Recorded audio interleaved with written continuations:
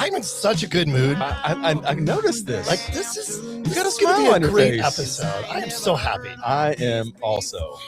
Let's get on with this. Welcome back, Geoholics, episode 280.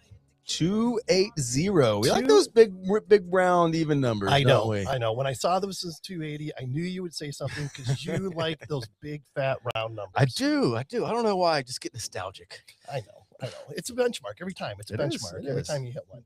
But my goodness, it is. I feel like we haven't done this in so long. It's only been a couple weeks, but yeah, I know. But it's just like, you know what? And there's a lot going on. There's a lot of happenings that have happened. So I'm just gonna say it. I fucking missed you. I missed you too, buddy. Oh my God. I did as well. I gotta admit. We're gonna catch up here in just a minute, but news and happenings as far as the Geoholics goes. Lots of stuff happening here. We'll be at ASPRS next week in New Orleans. Never been. Super excited to go. You're going. I can't make it, but Nolans. Our good friends at Topodot have invited us back for like the fourth year in a row. Exactly. Tuck 26. Lots of cool things going on with 10-year annivery of the old Tuck conference. That's amazing. Tuck Goose? Yes. Is that what you're trying to say? Yeah. I had a hiccup. Got a hiccup. Got a hitch in your giddy up? Yeah.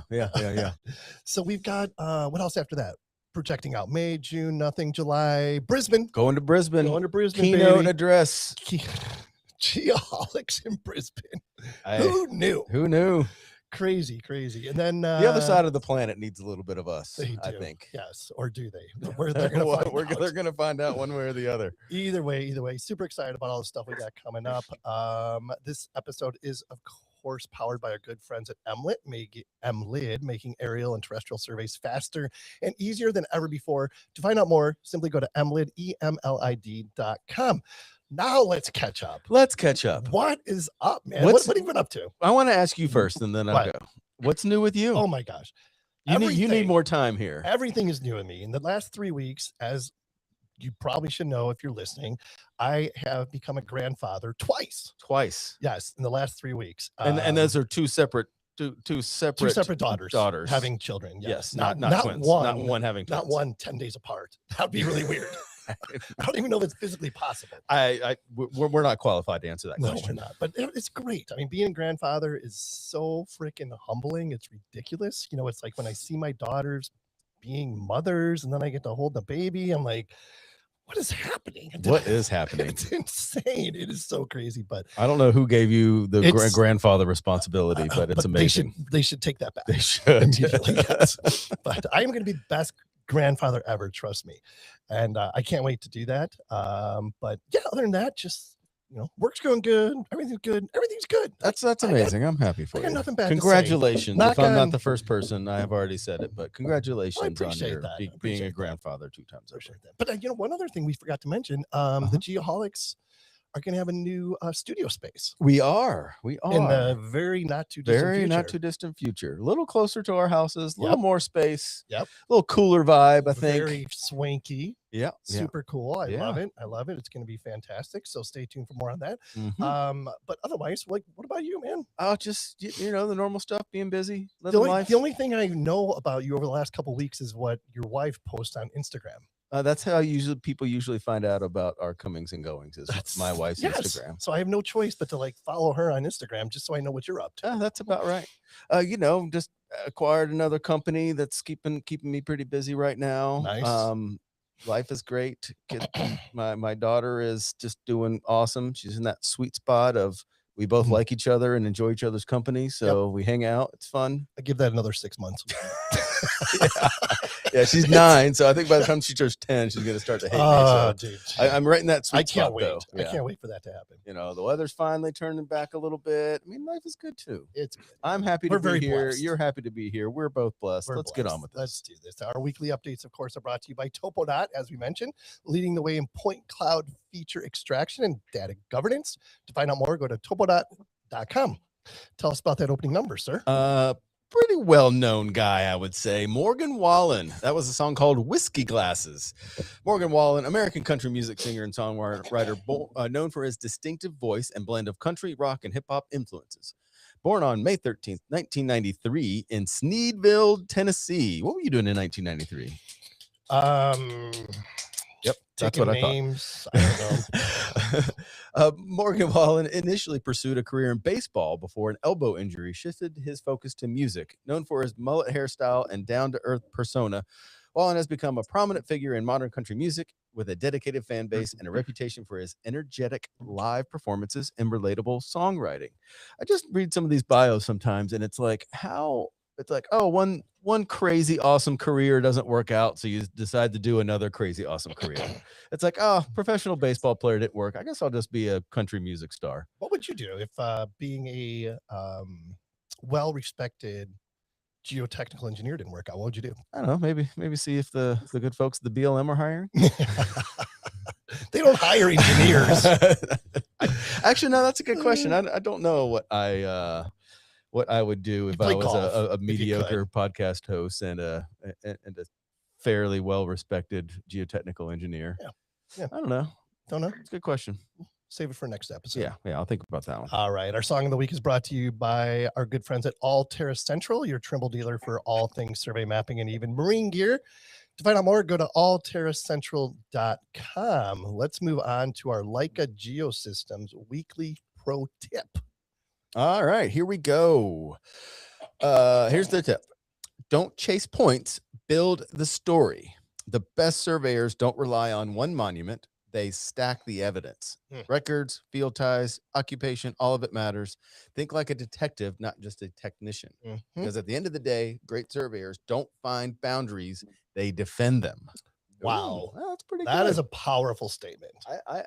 I also think that ties to a lot of it's hard to describe about why surveyors like being a surveyor. It's that I get to like field in, like the History Channel, like field detective, and go back in time and retrace steps. I think that is it's not talked about enough of one of the huge advantages of the profession. Some would call it a art form, as a matter of fact. Yeah, but we're going to talk more about that. We are. Our guests, we're going to be all over this shit here in a second. Speaking of, find out more, simply go to leica-geosystems.com.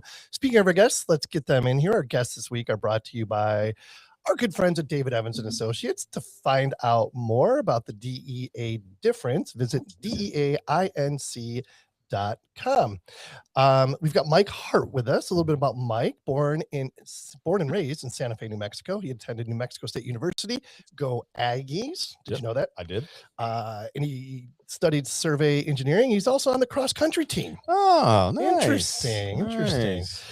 He is the BLM Chief Cadastral Surveyor for Idaho.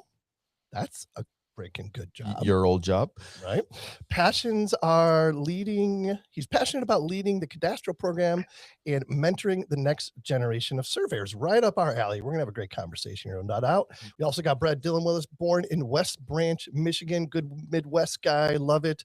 Attended Ferris State University. Go Michigan. What's the mascot? What's the mascot? The Wolverines. Yeah. Go Wolverines. Wolverines. Got it. And wait, where am I at here? University Survey Engineering. Why do I have this on here twice? Got a degree in survey engineering. I don't know. He's a lead surveyor in the field section at BLM Idaho. Passion is public lands and making sure their boundaries are clear, well documented, and protected. Mike and Brad, welcome to the Geoholics. Thank you for having us. Yeah, thank you.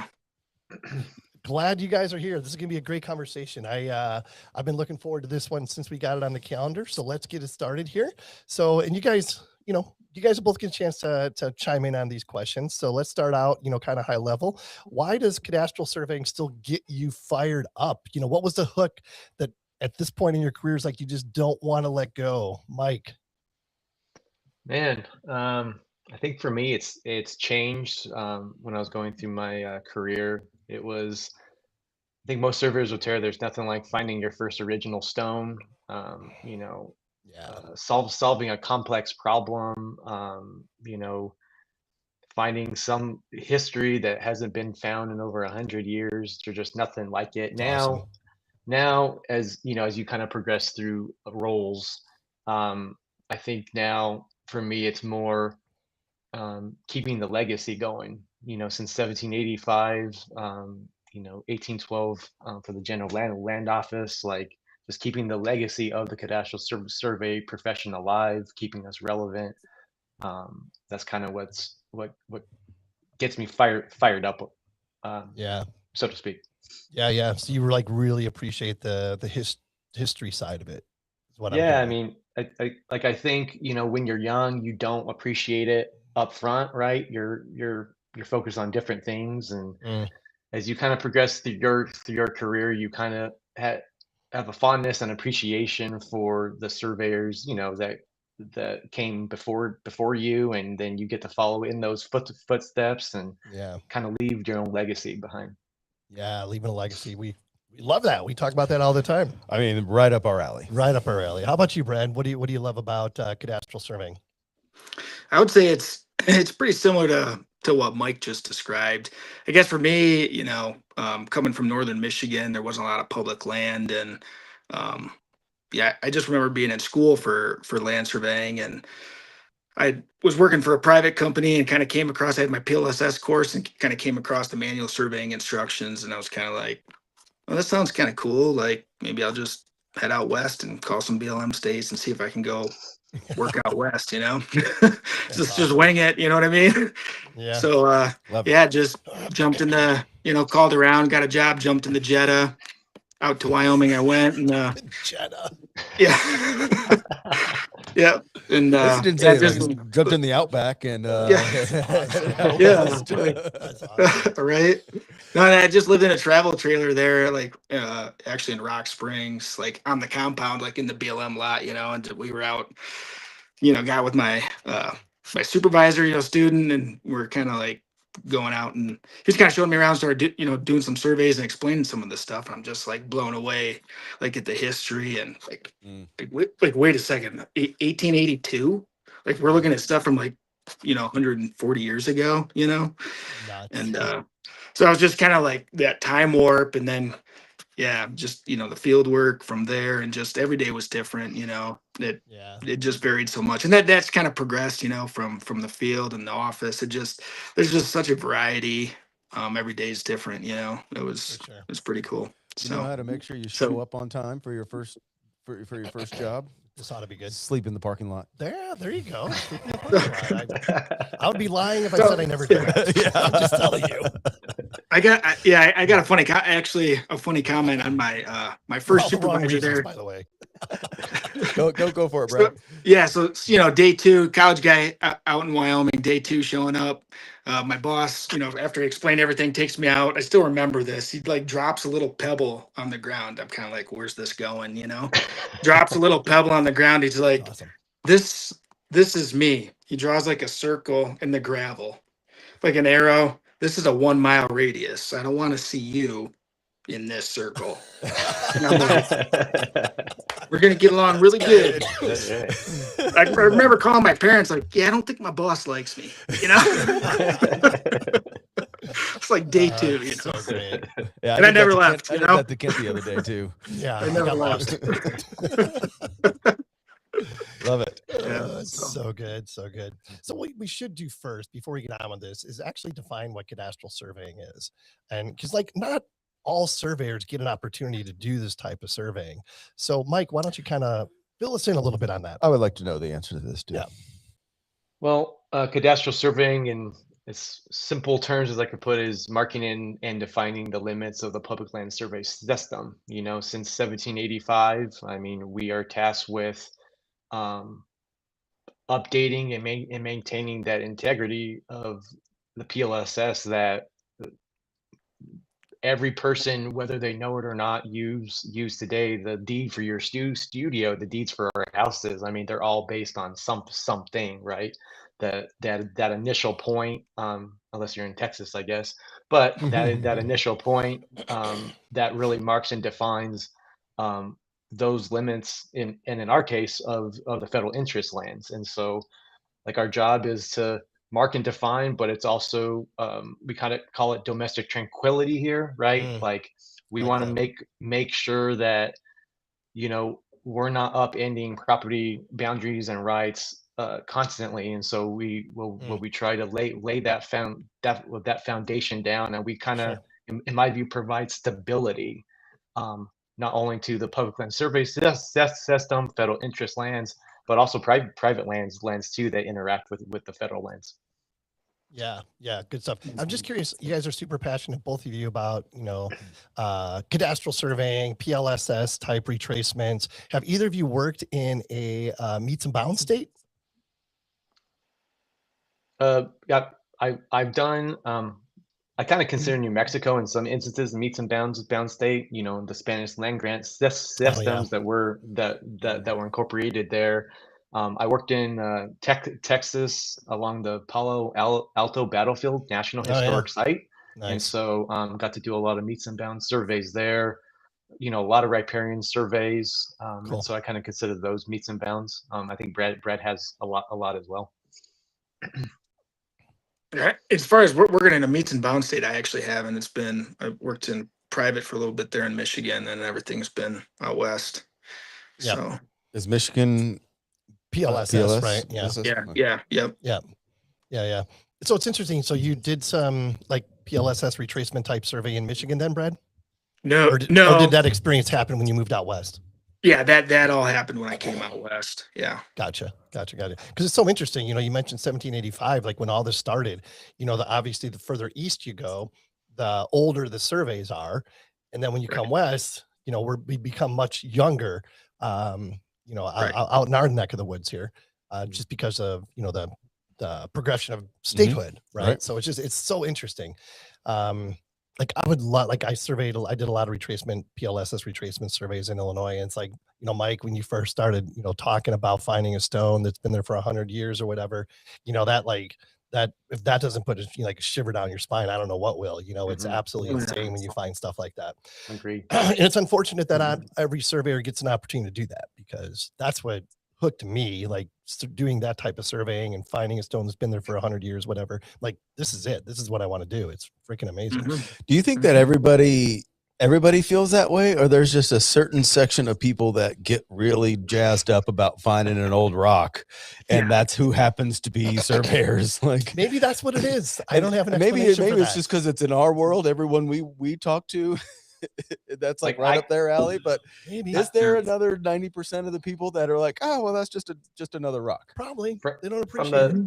From the students that I've hired, like, I'm gonna admit that doesn't happen at first. I kind of try to hook students any way I can with technology, the adventure, outdoors, whatever. But I tell you what, as they start working through their career and you give them about a year, still there's nothing about finding that original stone on your own, right? Using the records, using evidence, using the topo calls, and you're kind of like an Indiana Jones MacGyver, and then all of a sudden you stumble upon, you're like, oh my gosh, I think those are the original marks, and you're like, oh my gosh, I cannot believe all my hard work, 2 days of walking around in circles has paid off. Yeah, no doubt. But I guess my other question is, it's definitely there, right? It's not like you're looking for something that you're not going to find. You're gonna find it eventually, right? Yeah, not always. Is that the take? Have you ever had the situation where you walked in the circles for 3 miles and just be like, all right, this doesn't exist? Sure. Yeah. A lot. And that's a defeating moment too. So how long do you go before you give up? Ooh, man, that depends. That's the famous surveyor answer, man. That depends. Depends on the budget. That's a private surveyor talking. Yeah, right. So funny. There was one of the townships I was resurveying in Wyoming. One of the section corners was set with a buffalo skull. It actually drew it on the plat, and like, so cool. I spent a lot of time looking for that one. I never found it. It was like in this alkali flat, but like that would have been like even fragments. I thought that would have been so cool, but just that, like, dude, there's buffalo here. I'm pretty sure the surveyor didn't just like hike a buffalo head in here and set it, Yeah, like, no, it was probably the closest thing to him while he was there. Yeah. Like this is just crazy. Yeah. So I spent. You can imagine, like, it's like the picturesque scene, the flies going and the buzzards or whatever coming, picking it apart, and like, just take this thing, and that's wild. It's like Indiana Jones stuff. Yeah, it's like Indiana Jones. What did you say? Indiana Jones meets MacGyver. Yeah. Exactly. How about you, Mike? You any like really cool field stories that just kind of give you goosebumps when you talk about it? Yeah, I remember this. We're working with um, I think U.S. Army Corps project, Elephant Butte, maybe Bureau Reclamation, and I remember, what we kind of honed in on like a locus for this corner, and we you just use a metal detector, and we got a slight ping, and we dug down like 6 feet for that thing. Crazy. And ended up, the techs ended up recovering the original stone, but like it was the pipe and the original stone that we recovered. And it's, I think it was over 75 years old, but that's how much sediment has built up from the lake. And so that was a pretty unique find. That's a great find for sure. How about you, Brad? Does anything stick out for you?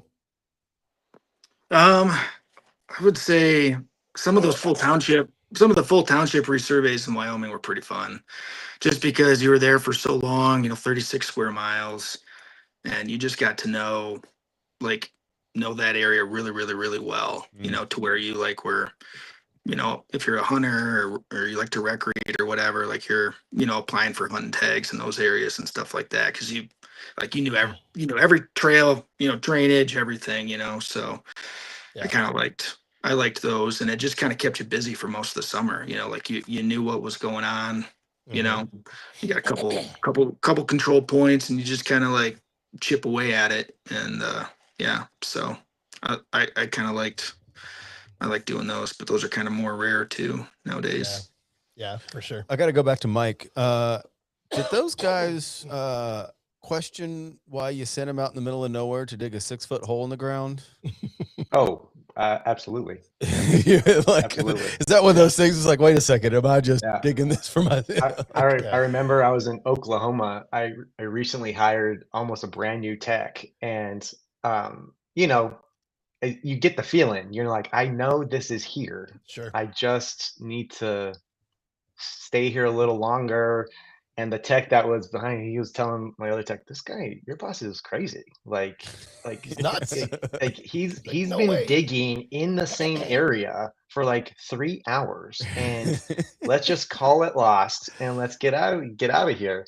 And then you hear the shovel, and then you hear tink. And then I'm like, that's the we got it. Here it is. We got it. And then but the look he gave me after that was like, oh my gosh, I cannot believe it was actually there. And I'm like, well, when you got the hunch, you got the hunch. Wow, that's cool. No doubt. Well, since we're on the topic of monuments, you guys have a really cool event coming up here that I want to make sure we give you all opportunity to talk about, the America 250, the Boise Meridian Initial Point. As I mentioned, you guys are both in Idaho, so talk about that event and kind of what's really exciting about it. Yeah, so it was an idea kind of coined in our department. We were trying to figure out what would tie into the Freedom 250, America 250 initiatives here. And we thought the first initial point, set in 1867 by Lafayette Cartier would fit that bill. Crazy. It's responsible for 54 million acres of organized public and private lands. And so from there, we kind of developed, really, I kind of felt like it was just an idea and a concept, and it gained traction. We're getting representation from Brad Little, the governor of Idaho, set to attend the events. Our acting BLM director set to come, and so it kind of just took off from there. So yeah, kind of what's going to happen is there's going to be a 2-day event. Day one is going to be a ceremony at the initial point. We're working with partnership with Idaho State Historical Society. And so day one, I actually contacted the Air Force to see if they could do a flyover for us, and they accepted. And so they're going to do a flyover for us day one over the initial point, color guard. How the heck did you make that happen? You just send in like a form to fill out, or what? No, man. If you know the process I had to go through to get that thing moving, that is so cool. I even drove down I drove, I think it was to the National Guard, and I said, hey, I'm trying to do this. I know how to get in contact with the Air Force. Can I get a contact? And I just, for like 2 hours, just went around just trying to talk with somebody. Finally gave me a contact information. And so, yeah, so we got an U.S. Air Force 2 A-10s are going to fly Awesome. over on May 1st. And so after that, there's going to be, some speeches, some dedications to the initial point. We're going to have some demonstrations. I'm sending out one of my field surveyors out next week to see if we can recover an original stone south of the initial point, because one of the powers that I have as Chief Cadastral Surveyor is I could sign the official field notes for remonumentation for that. So after Awesome. the event, we're going to take a group out. We're going to remonument a stone, and then I'm going to make everybody's name part of the official record on the field assistance page. Wow. Day number 2, we're going to have it at the old Idaho Penitentiary site, and that's just going to be a fun family celebration. We have a craft beer in dedication to the initial point, Idaho Initial Point Ale, I think they're calling it. And so we have craft beer, food trucks. That We're is going to have a awesome. Freedom Wait, is this 250 tent. is this on a Saturday? When is this? Well, it's also This in the is middle of nowhere. Saturday- So what's it take, Saturday, like May an 2nd. hour to get there on a dirt road or something like that? What's the No, date of this? I it's- gotta fly up just for the day and drink It's the 20 penitentiary miles. beer. The Idaho Initial Point's 20 miles southwest of Kuna. I mean, of Boise, essentially, too. Oh, okay. And then Yeah, day it's not number far. 2 is going to be downtown Boise at a penitentiary site, old historic. We actually pulled the original survey for that, which is pretty cool. So we're going to be doing demonstrations. We have our field section chief, Oh, Monty it's King, right that there. was on your podcast. He's Oh, going yeah. to be doing his field curriculum to everybody. And then we have presentations by another one of our surveyors. And so it's just going to be a day, to celebrate the Idaho Initial Point, but the cadastral surveyor's role in its establishment and, the cadastral surveyor's role and relevancy today. So cool. Give me the dates one more time of the event. It's going to be May 1st and May 2nd. May 1st and May 2nd.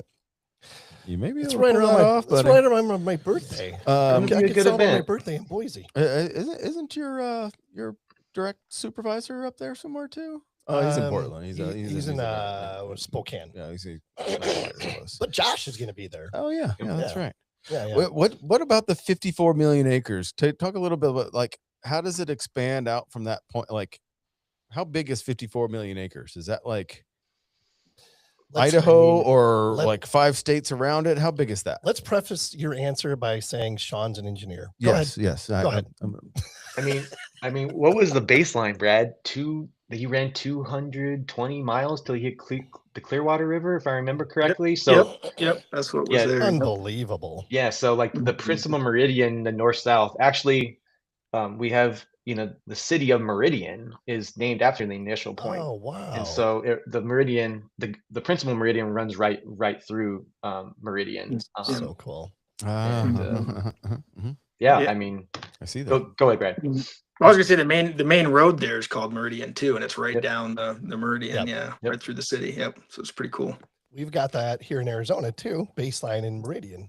Yes, we do. Actually, Yep. Baseline Road and Meridian Road.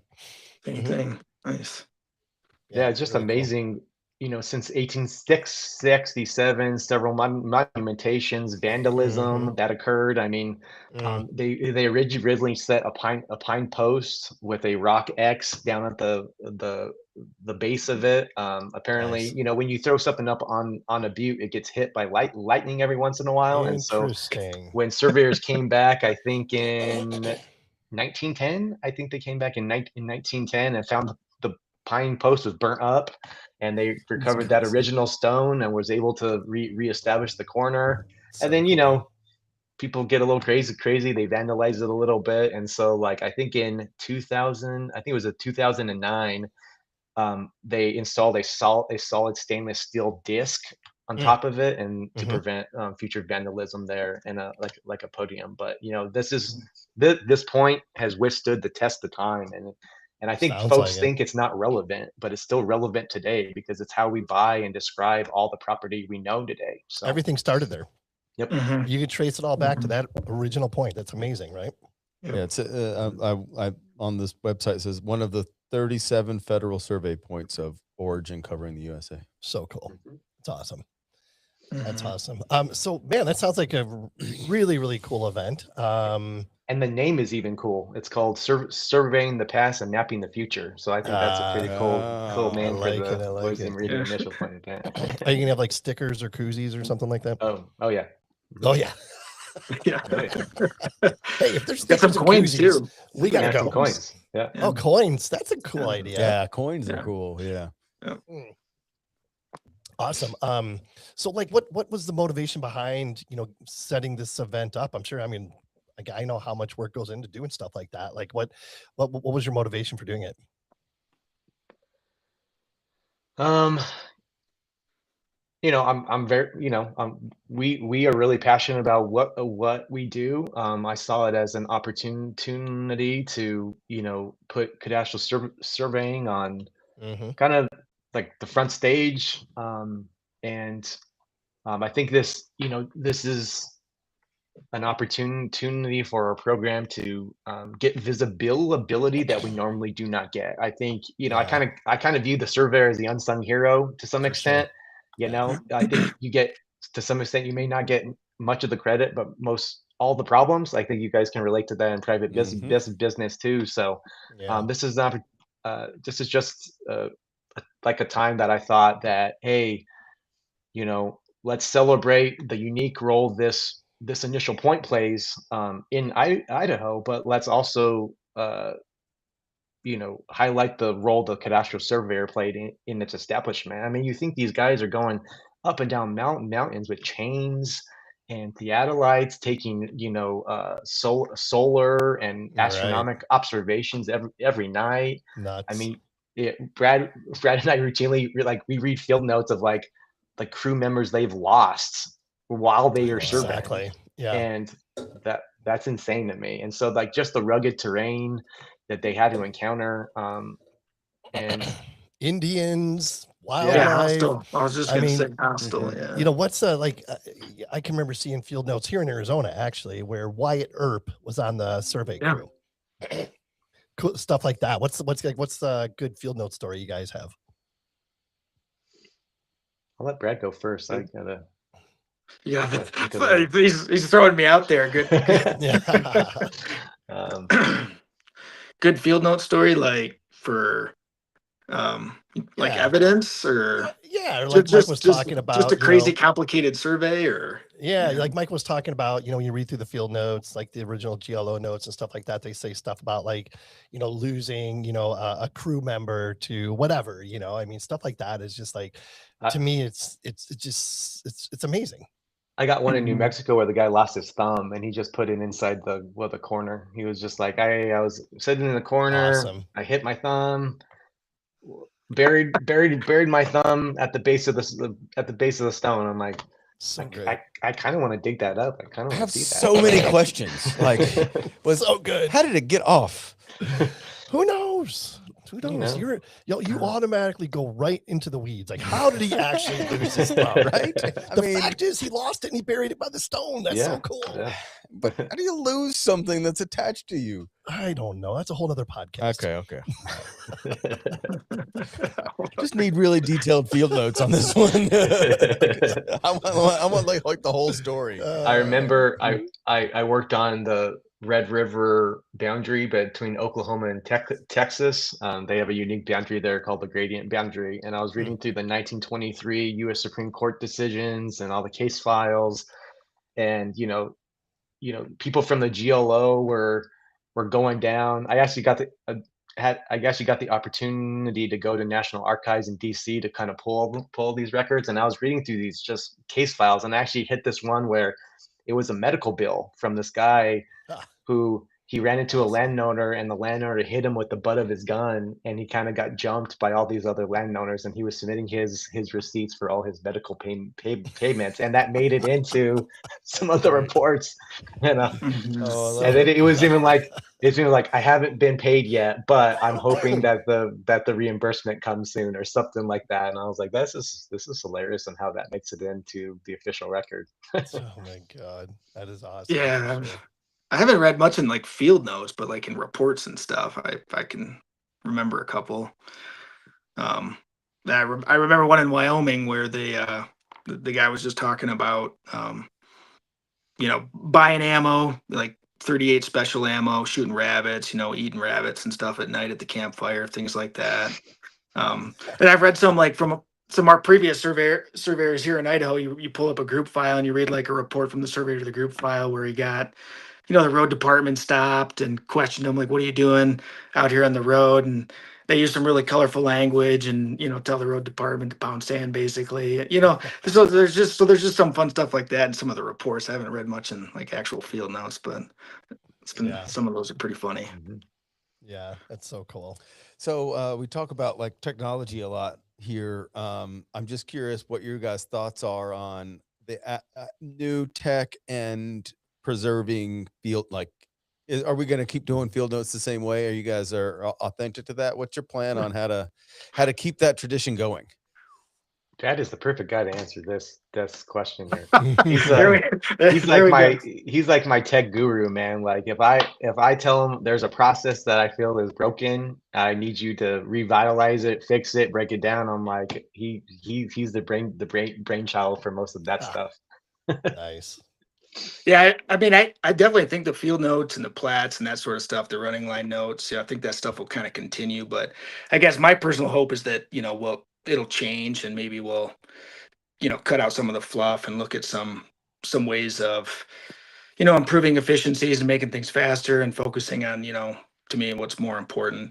I guess for my background, working in a couple different states, you work in Wyoming for a while, and you got a set of field notes, and it's got to be in this format and this spacing, and we phrase it this way, and you do all this, and you get it down. Then you go to Nevada, and they're just like, you go to another state, and then they just do it totally different. But you still have the same guidelines. You're still doing the exact same thing.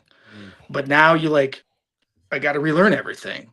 Well, how come it worked there and it doesn't work here? And then you come to Idaho, and then there's some things that that they do totally different, but then it's very similar to Wyoming, similar to Nevada. So then it's kind of like, well, the rule is there are no rules, Sure. So I kind of like, in my opinion, it's like, what's the saying, take the best, chuck the rest type thing. So I kind of look at it, all through that lens, like it's a big system, and what do we actually have to preserve? Like, what's really important? Is Times New Roman or Courier New important? Right. Right. Yeah. Are we going to fight with the printer drivers because they don't recognize Courier New anymore? No, I don't think so. Yeah.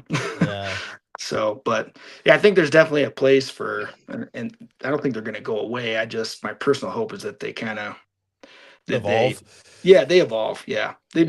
More usable, like long lines, short lines, the way they're written. I don't know. I just would like to see them a little bit more easier to understand for everybody, and we've taken on more what we're kind of like the private sector, the plat only notes, where all your information is contained on that survey itself. And so we're leveraging all that now to kind of keep everything on that survey.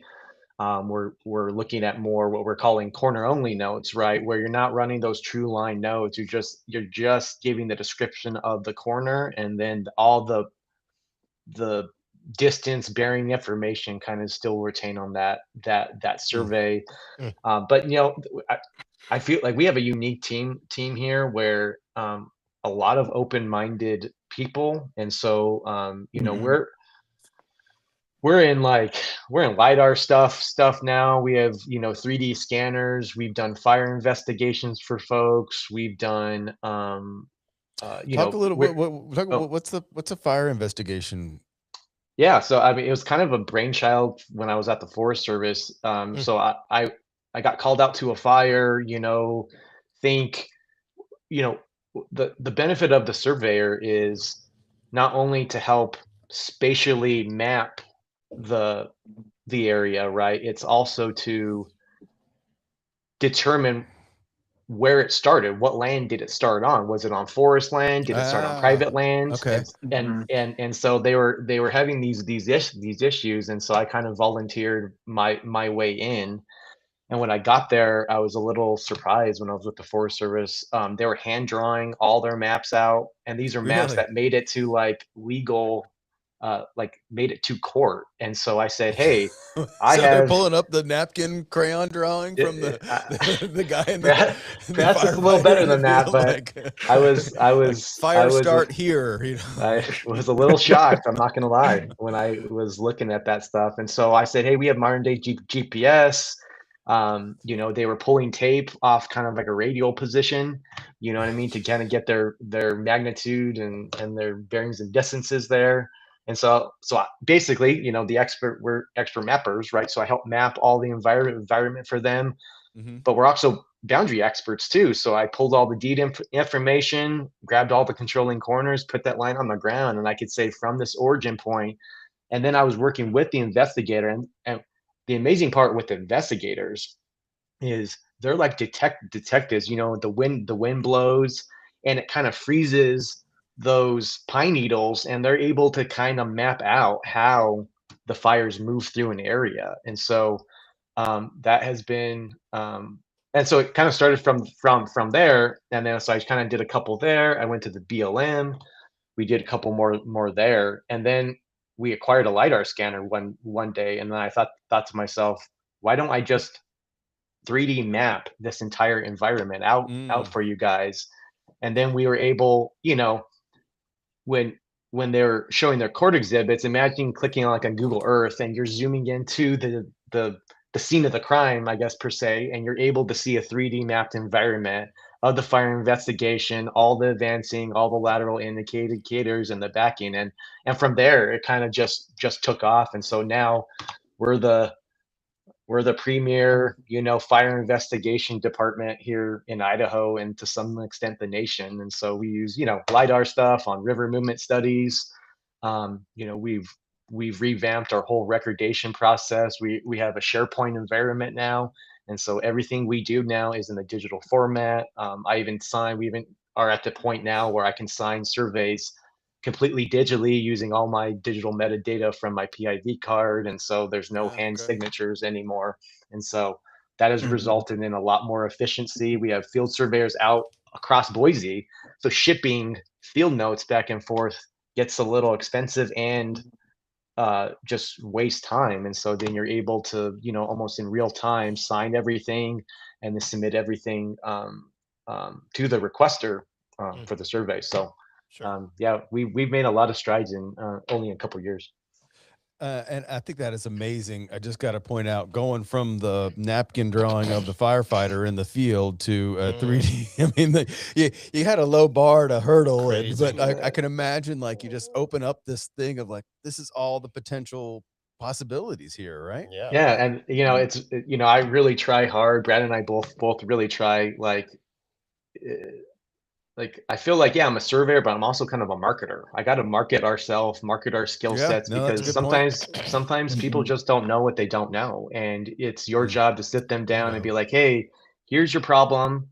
Like, we have the solution for it in a multitude of different ways. Well, I need to know where it started. Well, we're the boundary experts. We can tell you where it started, but we can also map that to the size of a dime.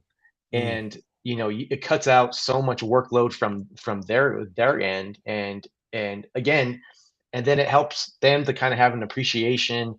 And you know, kind of once you prove yourself once, like that's all it took. And then I was just ordered out every season to do 3, 4, or 5 fire investigations for folks. And so I found all that stuff really, really fun. That's awesome. Yeah, it really is. Let's get in the weeds just a little bit about when it comes to cadastral survey specifically, you know, because like we've touched on all these things, you know, you're basically part detective, part historian, part engineer, for God's sakes. You know, what skill do you guys think separates great cadastral surveyors from average ones?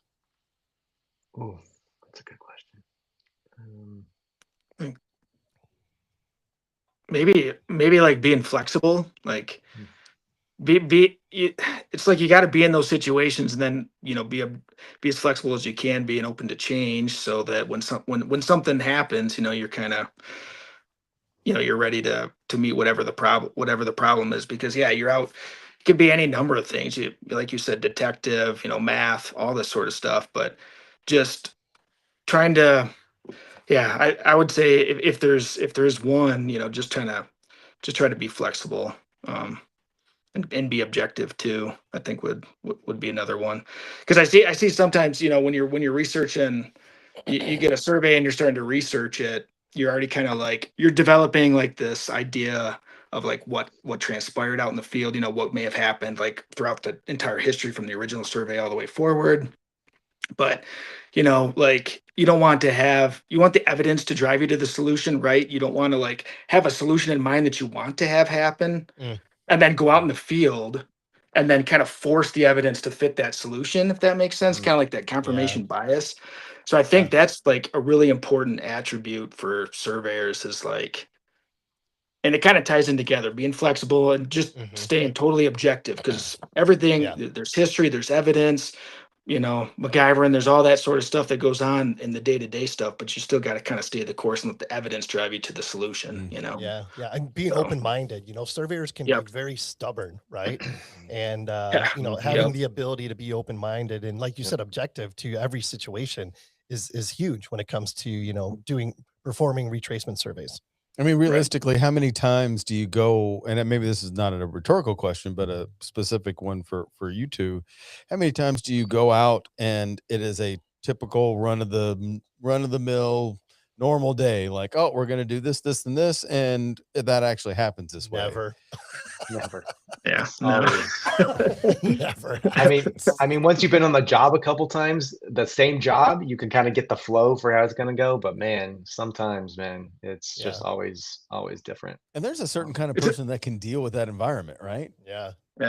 For sure. No doubt about it. Because I got to imagine, like, doing some of these, retracement surveys in Idaho can't be a lot of fun. I guarantee there's some pretty rough country there. Right.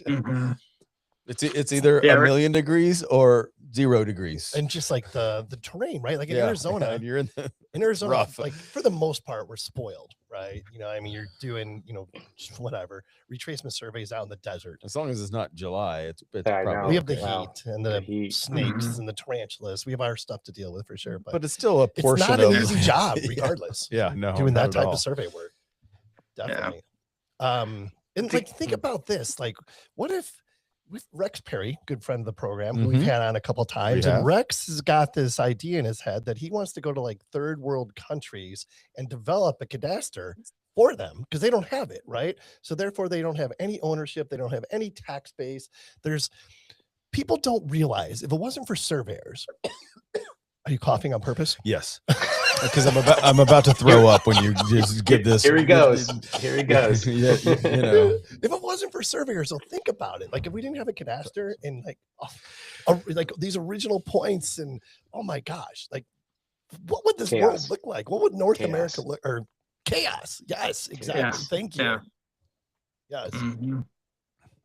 Was that a question, or you just wanted to get on the soapbox again? I was just on a rant. Sorry. Okay, sorry. just rant. Ken, dial it back in, Ken. Bring it back. Because our audience 100% agrees with you. Yeah. Like, Kent, you're not the guest. Right. Shut the hell up.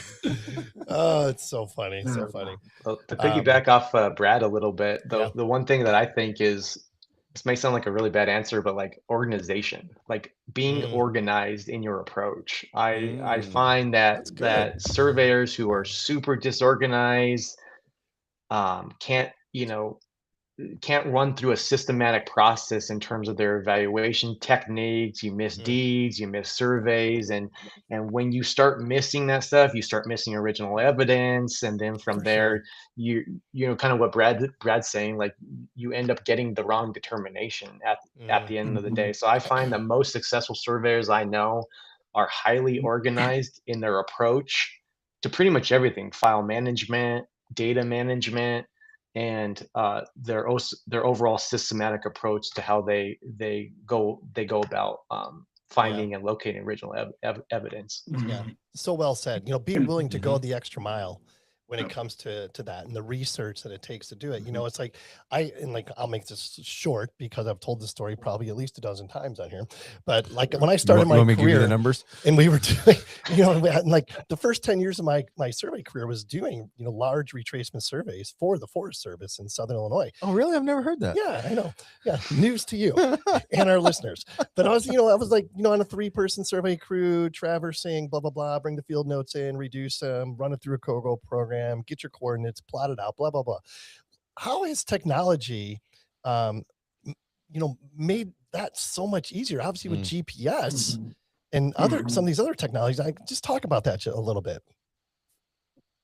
I mean, yeah, you know, it helps us focus on what I feel cadastral needs to focus on. It's that boundary determination aspect. You know, one thing that I think kind of goes overlooked is our surveys are binding on all federal and state levels. So I feel our burden of proof when we make that determination is always higher. And so technology has really helped us with that, right? Because you know, the measurement is more streamlined at this point. The data management is a lot more streamlined at this point.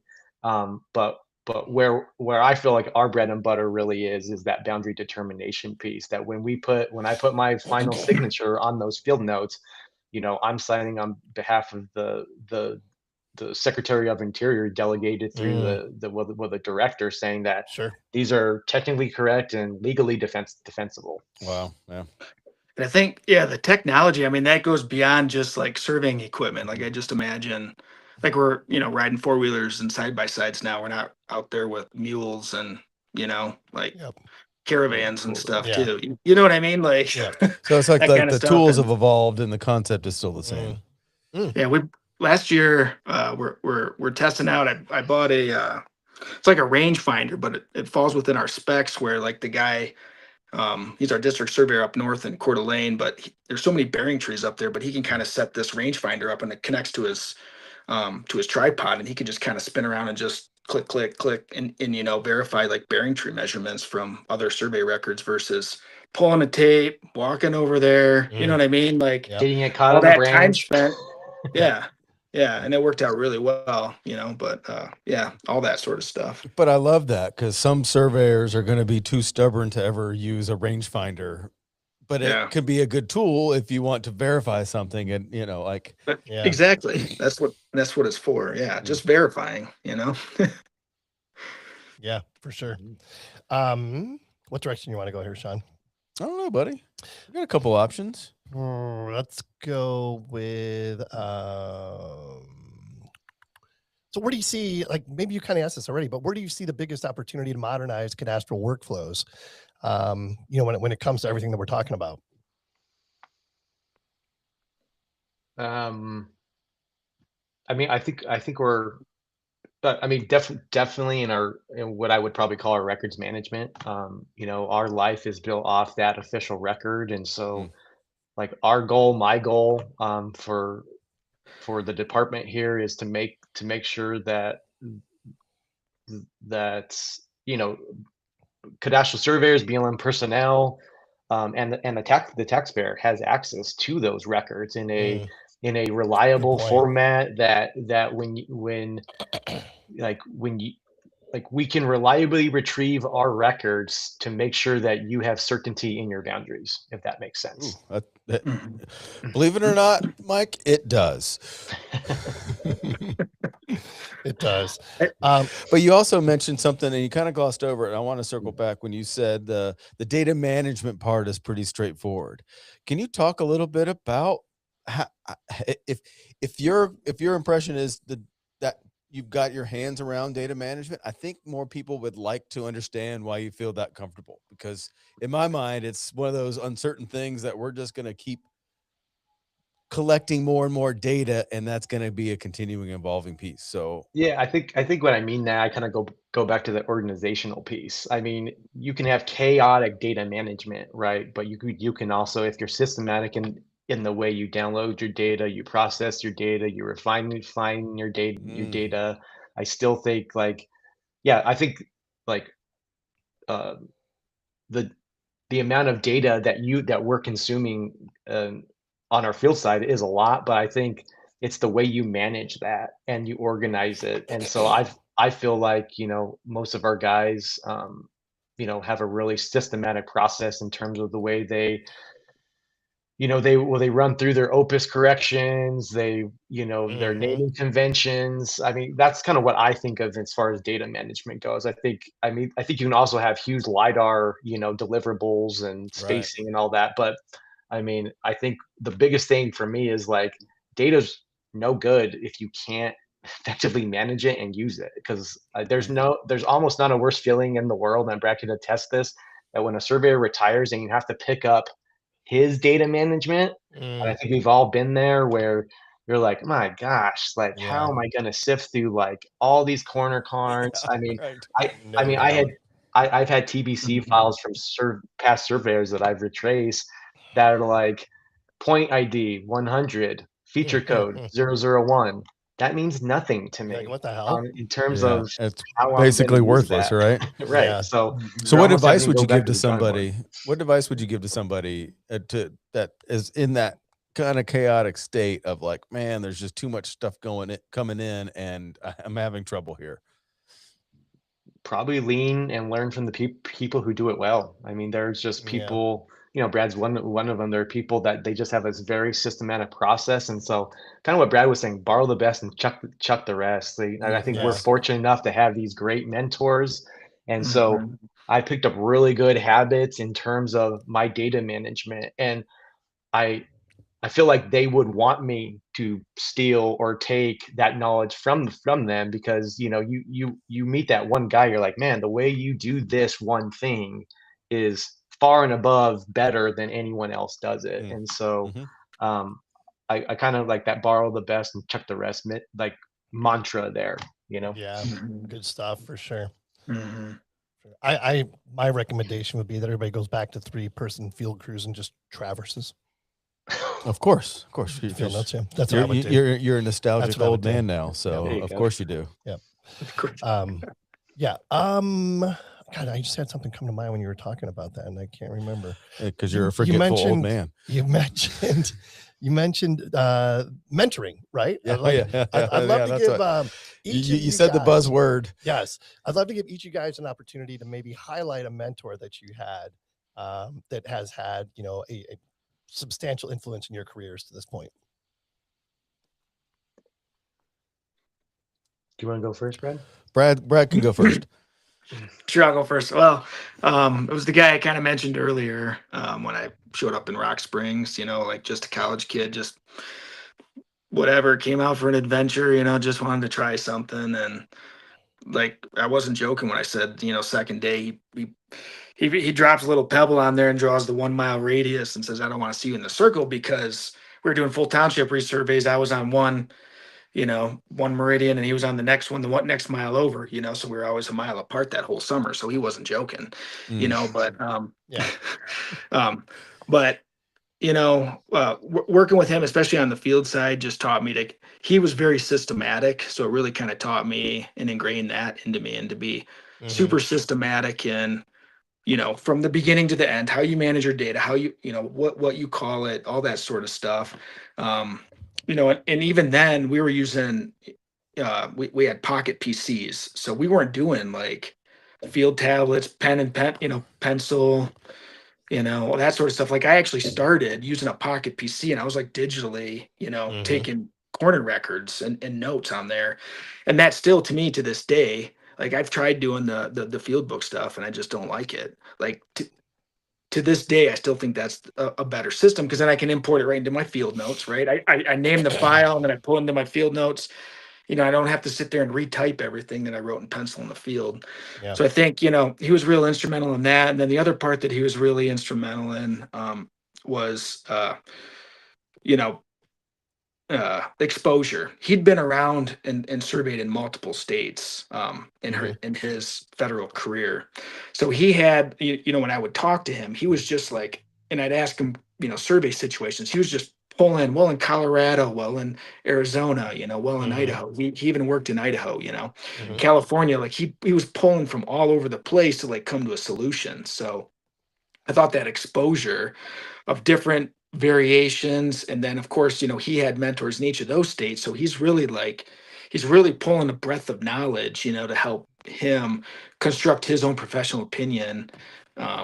And put it on paper basically. So I think those Yeah. those two things, it early on really helped me, stay organized, and then just be comfortable being exposed to different things, and Yeah.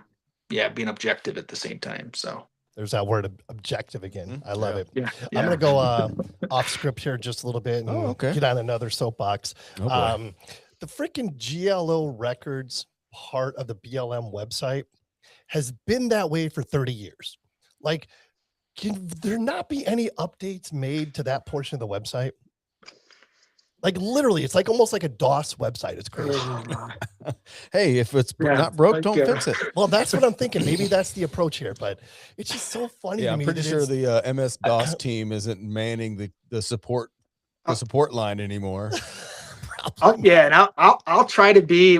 Mike's laughing. I think I know why he's laughing, because he knows this is like one of my things. I'll try to, but like in the 3 states I've worked in, Wyoming has their own record system. They don't even use GLO records. Ah, Nevada has their own record system, like totally separate. They don't even use GLO records. And then here in Idaho, we use a GLO record. So it's like 3 different record systems. So interesting. yeah, I understand your frustration, because I don't know why. I just don't. Yeah, I'll just stop there. But yeah, I think that there's that website hasn't changed as long as I've been Yep. looking up GLO notes. That website hasn't changed. Yeah, And I've been doing this for a I'm long with time. you. Sean will tell you. They are going through a modernization process right now. That No was way. Yep, that is supposed to hit in 26 at some point. So That'd be amazing. Yeah. So I don't know what the interface looks like, but I did hear there is a lot of better OCRing, better researching, and so there is a different interface that is going to be presented at some point this Well, that's good to this hear. year. Yeah, That's good to hear. There should be a plugin for Google Earth to where you just drill down to your state and your section and click on it and be able to get the GLO notes. Something like that would be amazing. that would be great. Why don't we kind of wrapping up here? But Mike, I think you didn't get an opportunity to maybe talk a little about bit your about mentor, and please. give that person a shout out, and maybe also talk about what you're doing currently. You mentioned bringing some kids in or some college kids in and kind of getting them going. So kind of talk about a little bit of both. Yeah, and so one of my biggest mentors was the first guy who hired me right off the streets. His name was Chris Chavez. Was a forest land surveyor. Were you allowed to be within a mile radius of him? I was allowed to be in the mile radius. My only criteria was he pretty much only hired me because I was running Division I cross country, and he says I need someone that knows how to hike up mountains, and so. And so like a mountain goat. Maybe I was more of a mountain goat at that phase, but his dedication, him willing to teach me, it's all it's the time the surveyor puts into you. Do you know what I mean? Even the bad stuff. I remember once I posted this line and I used a cut tape and I didn't know it. And so there's a 1 foot offset of all my posts that I set. And so I had to re-pull every single post on that line and move it 1 foot over because I was using a cut tape as my offset to the line. And so, but just the mentorship he gave me, the opportunities in the Forest Service were really great. My other one I got to get to is the Chief Cadastral Surveyor in New Mexico. His name was Mike Perty, and he was in a situation where he was a Chief Cadastral Surveyor. He was trying to hire his deputy chief, kind of like his second in command for the department, and he had a choice of a lot of senior people, and he chose a 27-year-old kid, or no, That's awesome. I was about 32 at that time, I think. And I was young, inexperienced, but I think he could see that I was driven, that I wanted to make the program better. And so he weathered a lot of hard times for me in terms of probably was way more patient than he should have been in terms of, when you're at a leadership level, the way you communicate with people is completely different. And so I was still communicating, you know, a little bit more crudely than I should have. And so he was really patient and saw me, and then eventually handed the reins off to me in New Mexico. And then during that time, to jump into the mentorship part, we were, the department in New Mexico at that point was gutted. We had, I think, 2 surveyors for the entire state of Oklahoma, New Mexico, Texas, Oklahoma, and Kansas. And so from there, I hit the ground running in recruitment, and had the youngest team in New Mexico to that point. Went to colleges, picked up their friends, anybody that I could get interested in surveying. And I got the opportunity to see 2 of them, the mentorship, the training, 2 of them to licensure, which I think is really rewarding, because they, as we all know, it's a lot of work, hard work, dedication to get there. And so to see them, not being able to use a compass and getting lost in the forest every other day, you know what I mean? To, full-fledged professionals, truly contributing to the survey community, I think is really rewarding. Yeah. For sure. It's amazing. We've had a couple situations where people have reached out to us saying that because of an episode of the podcast that they listened to, they decided to go into a career of surveying, which, that's like the ultimate compliment for sure. But like, from your guys' perspective, somebody who might be considering a career in surveying, what's something, maybe advice or something you would tell them that, would maybe make them fall in love with the idea of a career in surveying? That's a good question. Probably if you like challenges. I mean, surveyors are problem solvers, and every day is unique. If you, in our case, if you like the history, you like the outdoors, but if you like solving problems and challenges on an almost daily basis, I think this profession's for you. Love it. How about you, Brad, from your perspective? Yeah, absolutely. That's the biggest one. Just the variety that they'd be exposed to and get to deal with. And and I guess my target's always been, folks that like the outdoors, because that's obviously naturally where most of our work's being conducted, or the funner portion of the work at least. So if you like hiking, you like camping, you like exploring, recreating, all that stuff, like you get to do that here, and you get to get paid doing it, in land surveying. So yeah, you get to go all over the place, like see sites and stuff. Like, yeah, I think that's a key piece there. Yeah, for sure. Well said. Well, I've been checking out airfare to Boise for that weekend. Good for you. Yeah.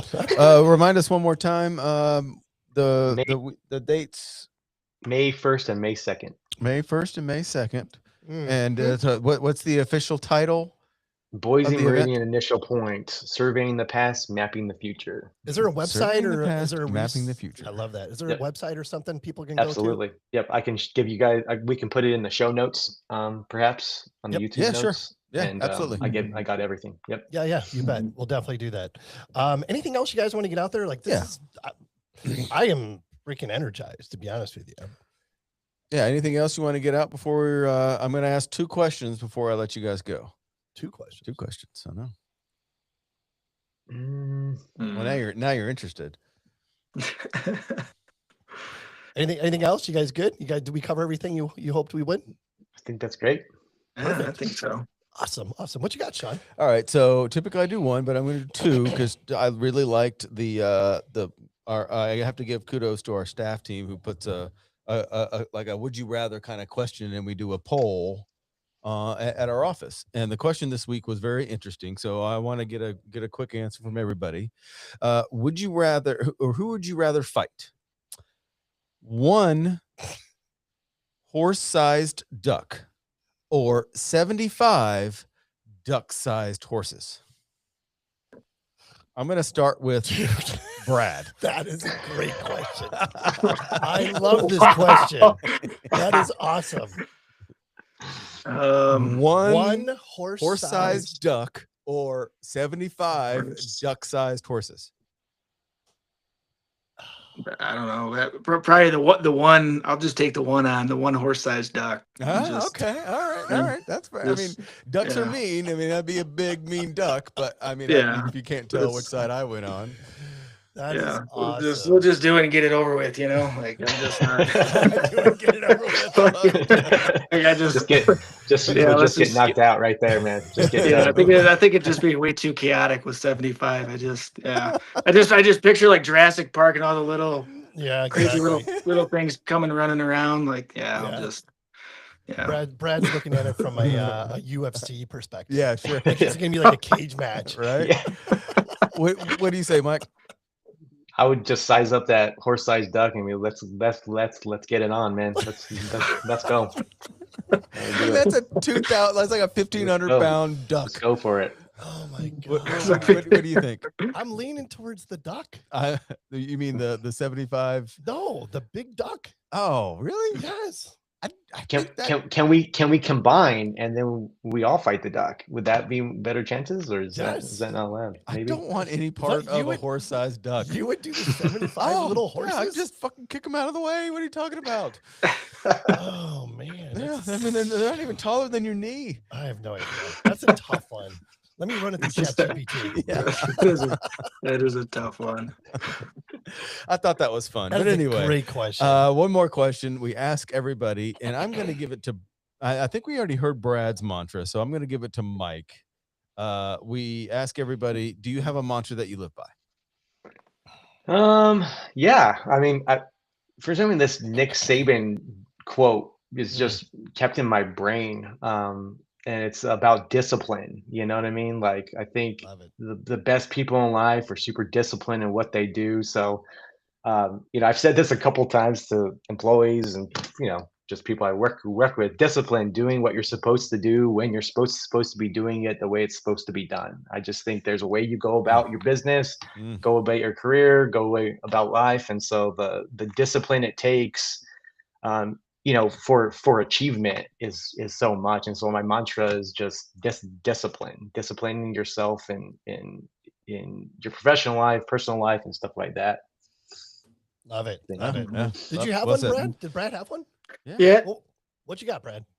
Yeah, I've used this one a couple times. Mine's progress focus, progress over perfection, basically. I love that. I think there's, especially in surveying, I think you can get so wrapped up into trying to, make things perfect that I view perfection as kind of the enemy of progress, where you just, this worked before, so I'm going to do it again because it worked before. And that's the only logical conclusion that someone's drawn from that situation. And I don't think that, doesn't always hold merit. I think it's something to look at, but I don't know. That's just kind of been my personal mantra is just, we'll figure it out. If something happens, we'll figure it out. So let's just move and not get wrapped up into trying to be perfect, because that's kind of an unachievable goal that you're setting for yourself, And the only constant in this world is change. Yeah. There you go. Just what do they say? The paralyzation by analyzation, right? Paralysis. Analysis paralysis. Yeah. Did you say paralyzation by analyzation? Paralysis by analysis. Yeah, you made up a word. Is paralyzation not a word? I don't think paralyzation is Whatever. a word. You know what I meant. You can ask Chat GPT that. Yeah, while you're asking Chat GPT about the duck-sized horses, ask him if that's a word. Oh, I'll take that duck-sized horse any day. Oh my god, you guys are crazy. I don't want no part of a duck-sized horse. Things are mean. That is a t-shirt we're gonna make. We gotta make that t-shirt. I want no part of a duck-sized horse.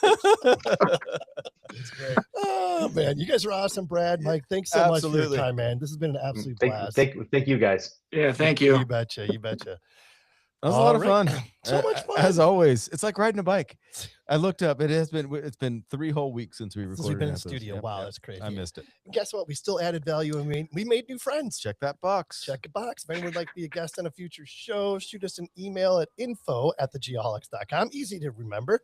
Huge thanks to our featured friends of the program, Altera Central, David Evans and Associates, Emlid, DBLS, Diamondback Land Surveying, Esri, 12D Synergy, see you guys in Brisbane, Trimble, like Pointera, Tobodot, Mach 9, Infold ROI, Forum Analytics, and Navis. Absolutely. You should buy one, by the way.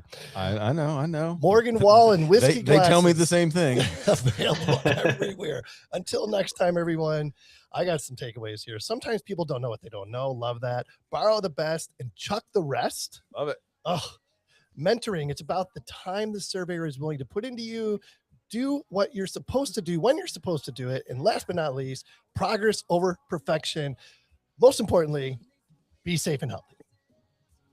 If I'm gonna make it through, if I'm a bass single, I'ma need a double shot of that heartbreak blues and see the world through Whiskey glasses. What about mezcal glasses? My God. whiskey glasses.